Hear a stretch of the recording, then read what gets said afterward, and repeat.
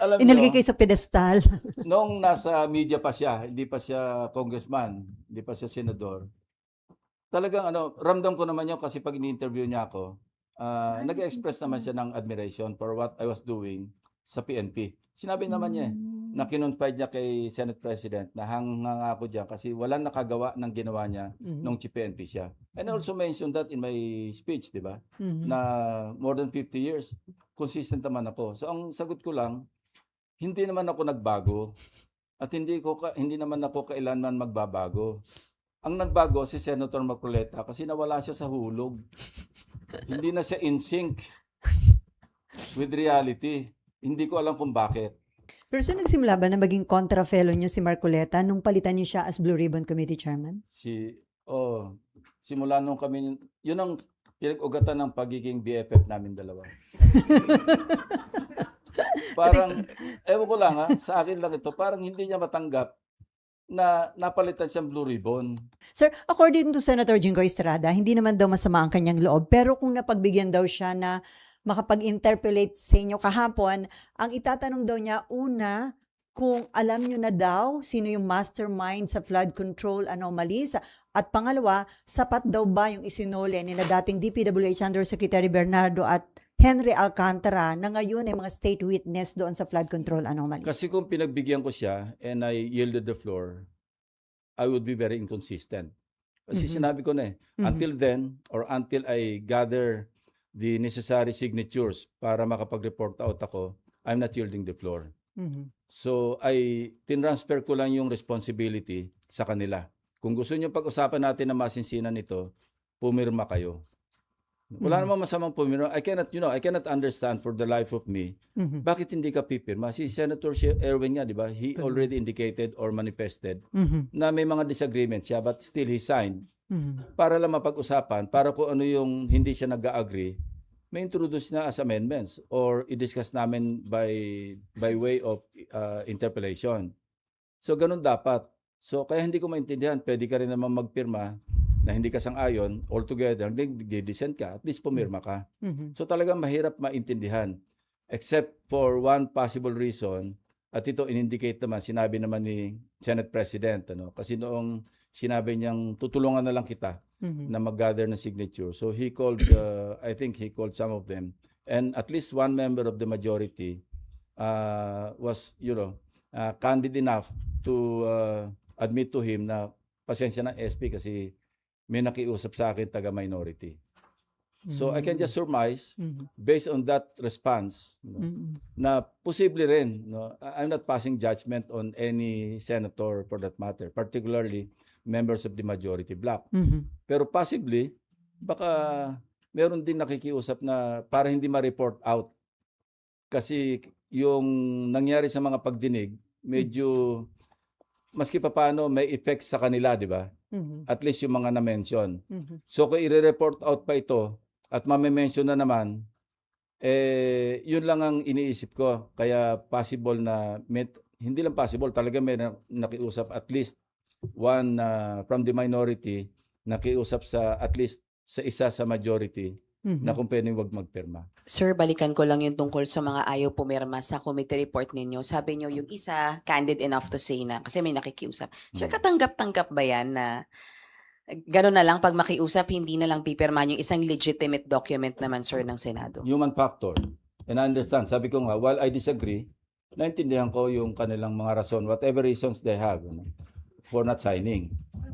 Kasi lahat naman tayo, di ba? Merong human element within us. Hindi lahat ng tao napaka-rigid.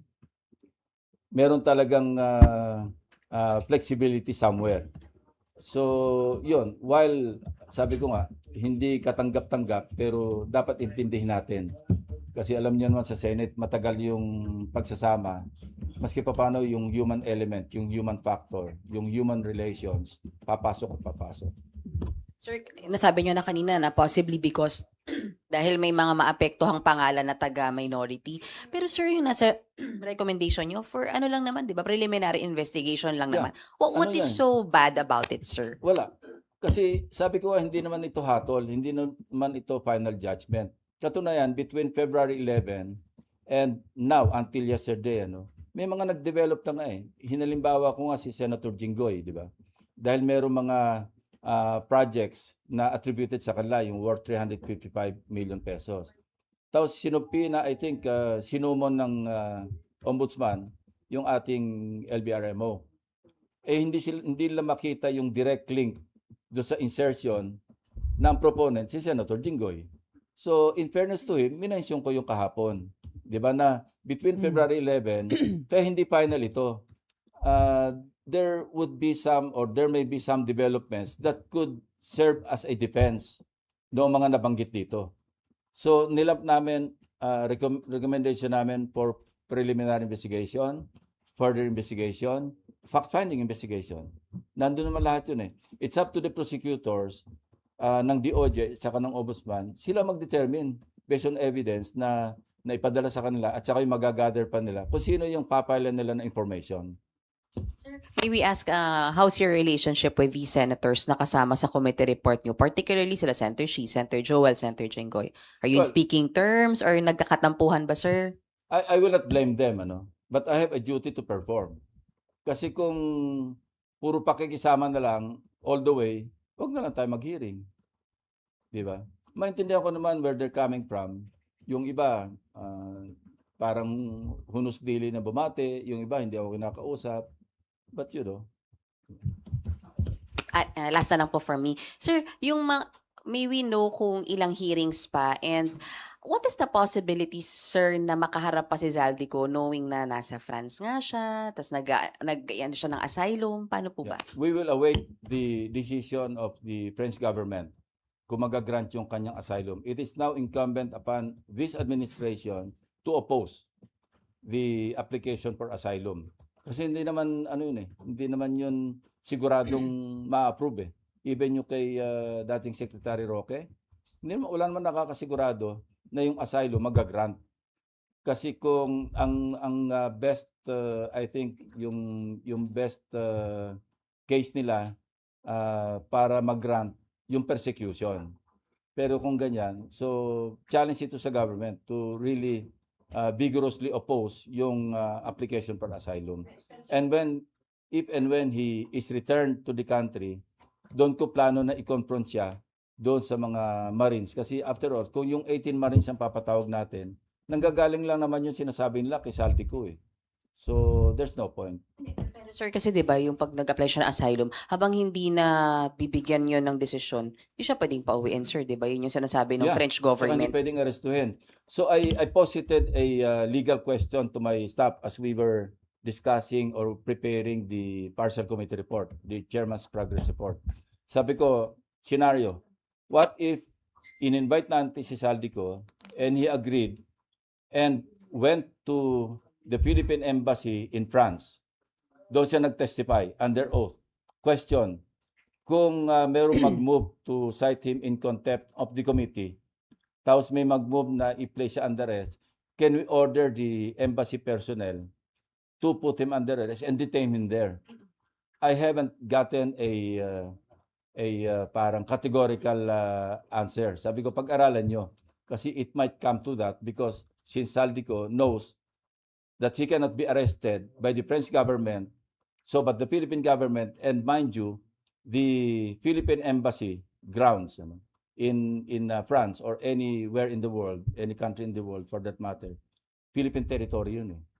And kaya nga inoobliga natin yung magte-testify na nasa loob ng embassy para may jurisdiction. Di ba yung sa mga commission on appointments na confirmation hearings, we require them to be present inside the embassy para maging valid yung kanilang testimony. But the question is, this is a different matter kasi merong possibility na mag-contempt at ma-order yung arrest.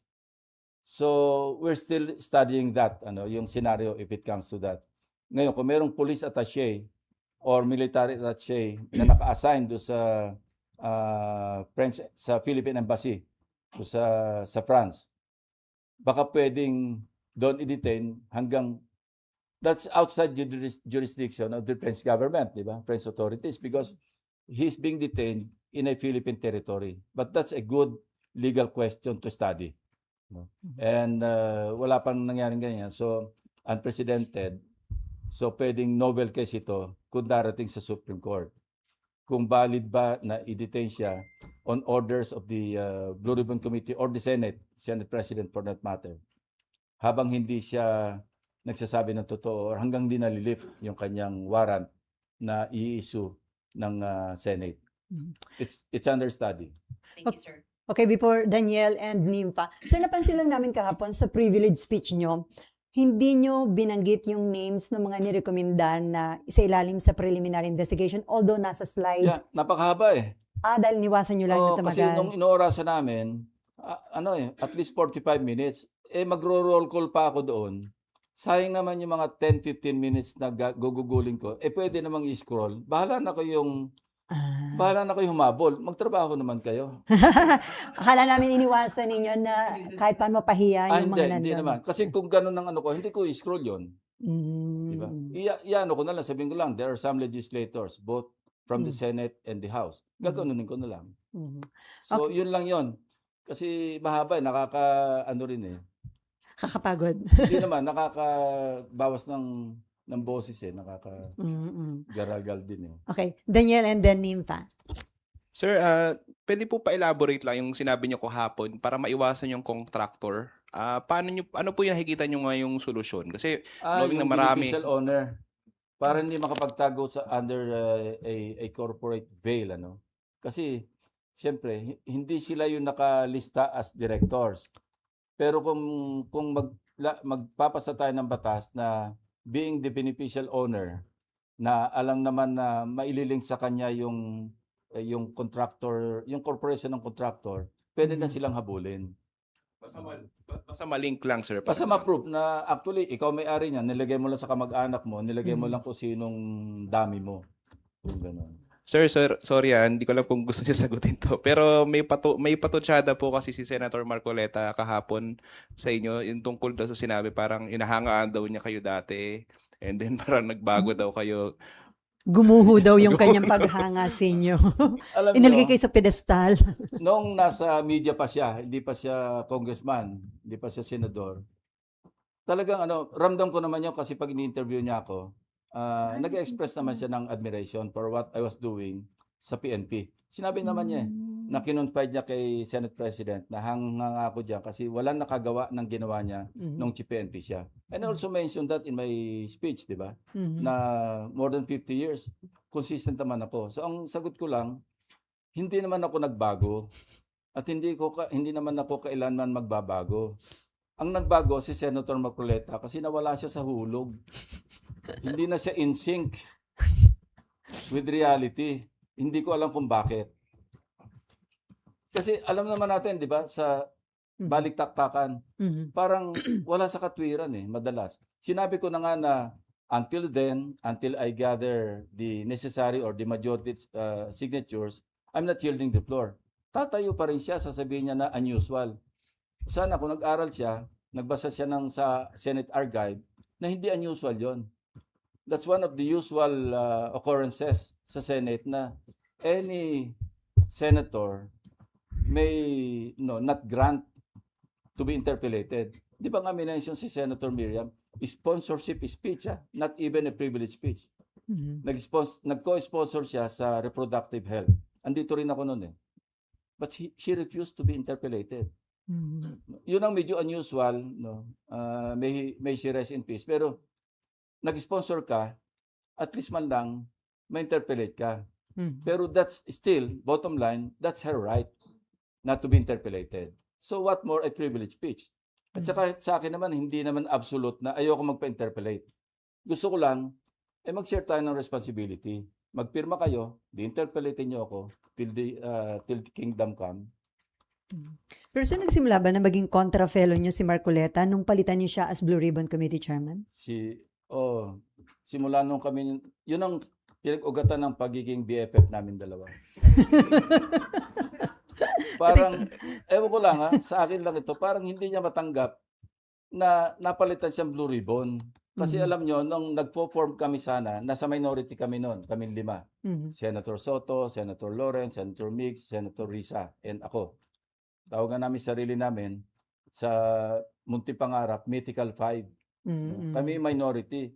But of course, before the session opened, yung 20th Congress, siyempre, kinakausap namin yung mga ibang pwede naming ma-recruit Mhm. para pag open ng session, si SP Soto yung maging Senate President. Mhm. One of them, si Senator Marcoleta. Mm. No, dalawa lang yung kanyang Hiningi. parang non-negotiable. Blue Ribbon and Justice. Sabi namin, go.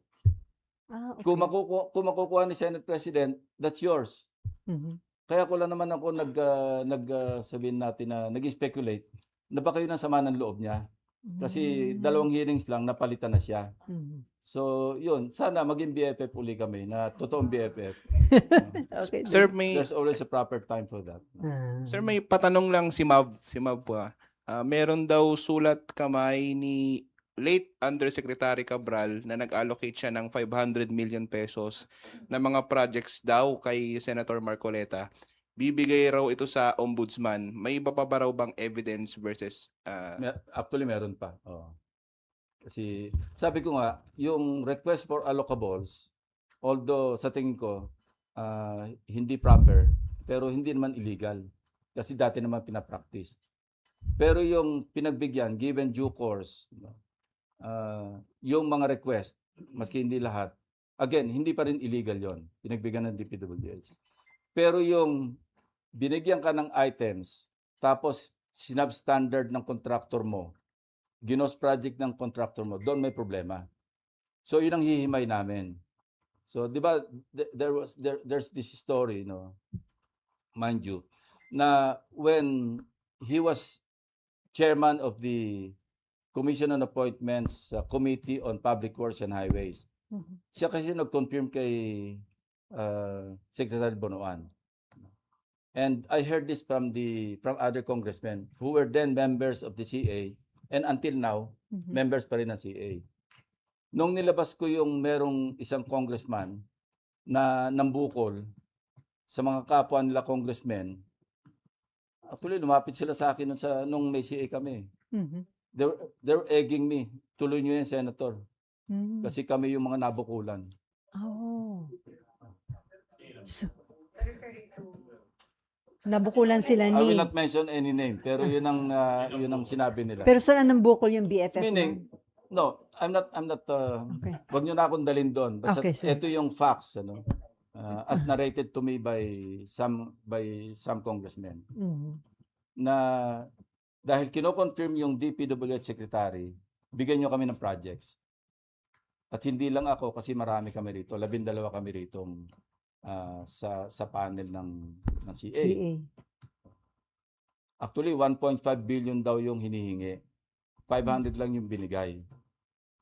Tapos nakanganga yung mga ibang kasama sa CA kasi wala naman nakuhang project. So sir, may mga documents tungkol doon?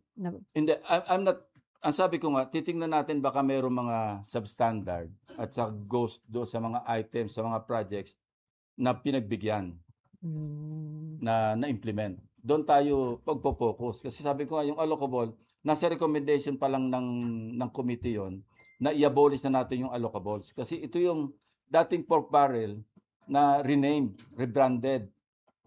Diba? Sa halip na pork, naging leadership fund, naging allocables, naging insertions. Yung insertions, matagal nang ginagawa. Yun na rin yung pork barrel.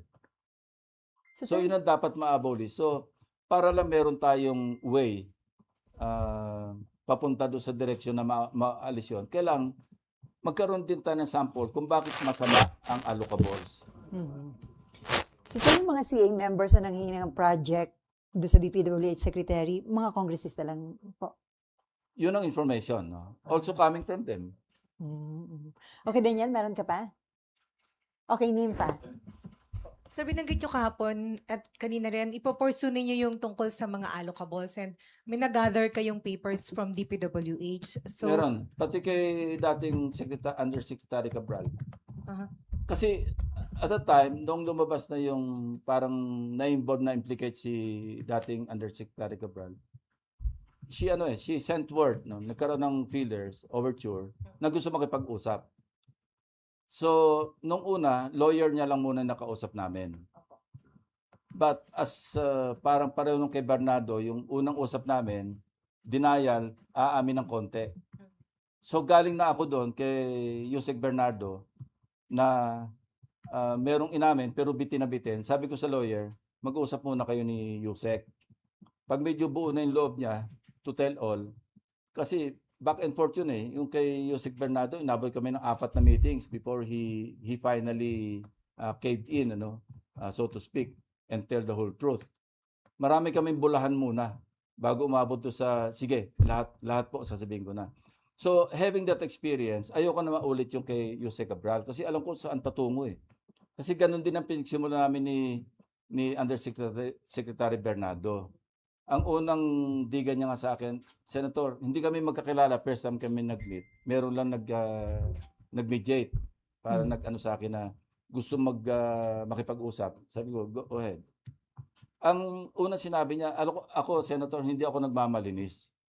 Kasi siyempre, pag birthday ko, pag Christmas, nare-regaluhan ako ng 100 million. Di ba parang bigay, pero parang bitin. Kasi, can you imagine a birthday gift na 100 million cash? Mukhang that tells you something or that tells you a lot. Yung kay Yusek Cabral, halos ganun din ang umpisa. So sabi ko, kausapin mo ng mabuti at pagkabuo na yung loob niya, mag-usap tayo, isama mo siya. But unfortunately, hindi na kami umabot doon. Kasi nga, di ba? Opo. So sir, yung documents po pertaining to allocables ay Meron kami. opo, ano yun sir? Handwritten or Merong handwritten. uh Yung pinakita rin doon sa in-scroll, di ba? Na malinaw naman care of eh. If you were able to catch that, di ba? So yun po yung ititrace sir kung nabigyan yung pondo na yun at kung Hindi. ghost or Kung napagbigyan, obviously, napagbigyan, care of na eh. Opo. Okay. Ngayon, yung projects na yon may listahan. Gusto naming malaman, baka merong ghost doon. Yun ang mali, yun ang illegal, yun ang criminal. Okay. So sir, senators and congressmen po ito. Yeah, both. Marami. Marami yun. Meron ng isang legislator, ganyan kakapal yung kanyang request eh. Kaya lang, di ba, nagkataon lang, ewan ko ba, itong mga staff ko, bakit yung iba malabo, yung iba malinaw. So ito po yung ididig further. Ito yung we'll look into it further, na kung merong mali. Sabi ko nga, zero in. Kasi kung allocable per se, hindi naman illegal, hindi naman criminal kasi practice nga eh.